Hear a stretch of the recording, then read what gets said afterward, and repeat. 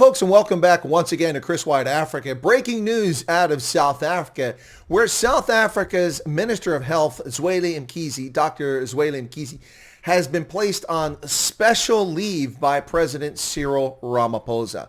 This comes in the wake of ongoing allegations in the 150 million rand Digital Vibe scandal. This is a company that has links to his associates and family members, and it's alleged that he has diverted money to them during the pandemic. Money meant to bring relief to South Africans during the ongoing pandemic. 150 million rand scandal. Yet another member of South Africa's government accused of corruption. This is an ongoing, nearly daily occurrence in the Republic of South Africa under the stewardship of the African National Congress, who seems intent on living the life of "It's our turn to eat," to quote the title of Michaela Wrong's book from a few years back with corruption in Kenya.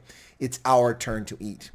Well, Digital Vibes, this scandal is making a lot of news as things move on, folks. And the question is, why? Why is this getting a lot of attention? The Minerals Minister, Gwede Mantashe, is also accused of corruption in the car power ship contract, awarding over 200 plus billion rand to a Turkish company that converts cargo ships into offshore power stations. Something that South Africa can't seem to deliver these days is electricity. With nearly 1/4 of its installed capacity offline and mandatory load shedding dropping clients from getting electricity across South Africa, one has to wonder what's going on in that sector. But this corruption scandal is really blowing up. We saw that the Secretary General of the African National Congress, Ace Magashule, withstood withering criticism for a few years before finally the African National Congress had no choice but to suspend him. And we saw the ongoing drama that came out of that with Ace Magashule suspending President Ramaphosa on the same day that he was suspended himself. The irony and drama and the comedy of it is just too much to believe. But sadly, these thieves are taking out of the mouths of South Africans. They're denying education. Children are dying in pit latrines instead of having proper flush toilets, not having electricity in schools. Billions of rand disappearing from the table, money given to South Africa by the International Monetary Fund, by the African Development Bank, by the BRICS Bank. Where is it at? $5.6 billion in late 2020. Where'd that money go? Meanwhile, the president runs around crying vaccine apartheid, his excuse for not having vaccinations for his population, despite the fact that South Africa claims it paid for over 40 million vaccinations. One has to wonder what really is going on here.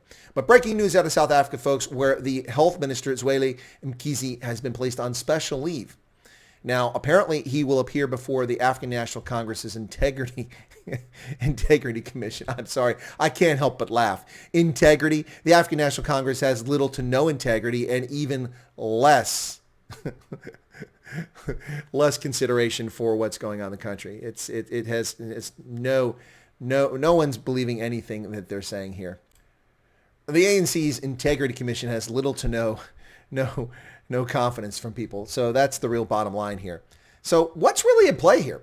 Has Dr. Zweli Mkhize, who spent the past few years building his reputation so that he become a power broker within the ANC, as a clean politician, a successful politician, what's going on here?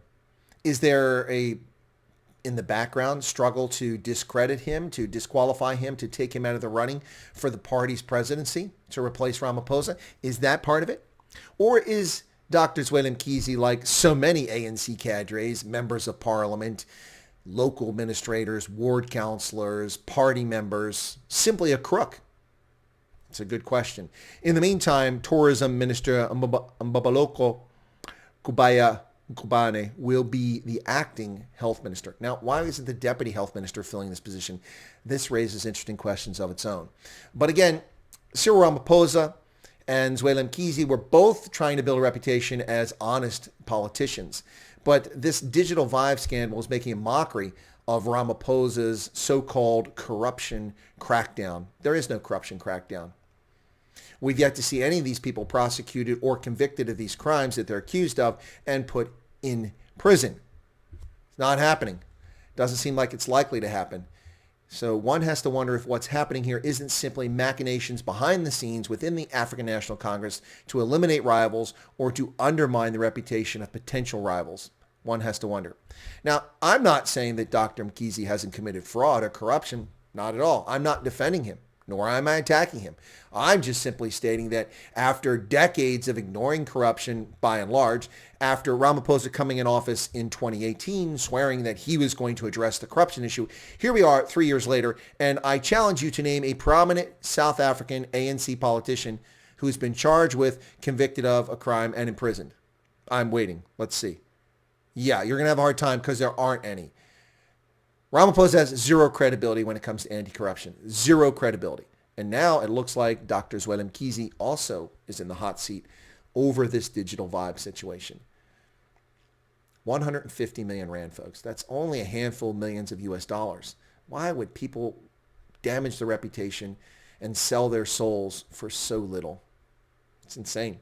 Anyway, folks, breaking news out of South Africa. The Health Minister, Dr. Zweli Mkhize, has been put on special leave so that he can address the allegations against him and appear before the ANC's Integrity Commission. Yeah. Thanks a lot, folks. If you're not a subscriber to Chris Wyatt Africa, hey, why don't you become one? We, too, are victims of harassment and censorship by tech titans. But we're here, and we want to bring the honest message with genuine analysis, in-depth, and insightful knowledge for you. So thanks a lot, folks, for your time, your patronage, and we'll catch you here next time on Chris Wyatt Africa. Cheers.